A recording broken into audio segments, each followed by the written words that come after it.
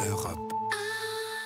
Allez, on part maintenant aux États-Unis. Emmanuel Dutheil, on parle économie. On voyage.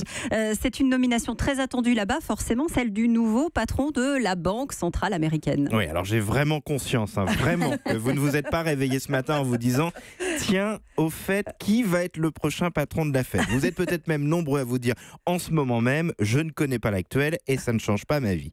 L'actuel patron. Elle. Voilà, exactement. Bravo, Raphaël. L'actuel patron de la Fed, c'est une femme. Elle s'appelle Janet Yellen. Elle a été nommée par Barack Obama et c'était la première femme à diriger cette institution. Alors j'ai peut-être du mal à vous intéresser, mais si je vous dis que le montant de vos crédits immobiliers dépend en partie de la nomination d'aujourd'hui, vous allez peut-être commencer à m'écouter sans mauvais jeu de mots, avec un peu plus d'intérêt. Bon, alors en quoi ça dépend justement de la Banque centrale américaine, Emmanuel? Alors, je vais quand même un tout petit peu reconnaître que mon exemple est un poil tiré par les cheveux, mais c'était pour vous intéresser, je suis content, ça a marché. Plus sérieusement, la Banque centrale américaine est la plus puissante du monde et c'est vraiment elle qui donne le ton partout dans le monde. Si elle continue à relever ses taux d'intérêt, la BCE, notre banque centrale à nous, va devoir suivre à un moment et ça aura un impact à la hausse sur nos taux d'intérêt. Pareil, en fonction des décisions qu'elle prend, elle fait monter ou baisser le dollar et donc l'euro. Donc vous le voyez, c'est vraiment très important et c'est très impactant pour nous ce qui va se passer aujourd'hui aux États-Unis. Mais dites-moi, pourquoi est-ce que Donald Trump a décidé de changer de patron à la tête de la Fed? Eh bien, pendant la campagne présidentielle, il n'a pas arrêté de critiquer la Fed. Pour lui, sa politique ne soutenait pas assez la croissance. Et ce changement de patron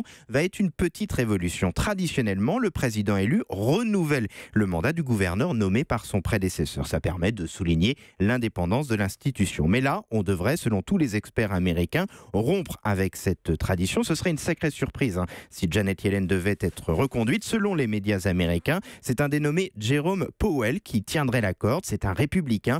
Et aussi étonnant que cela puisse paraître, il ne devrait pas changer fondamentalement de politique qui vise à accompagner le retour de la croissance. On est donc vraiment dans un choix plutôt symbolique. Donald Trump veut montrer que c'est lui qui commande et les taux d'intérêt devraient comme ça continuer malgré tout à progresser très lentement. Et donc désolé, il est fort probable que nos taux pour nos crédits immobiliers continuent quand même de monter un tout petit peu dans les mois à venir.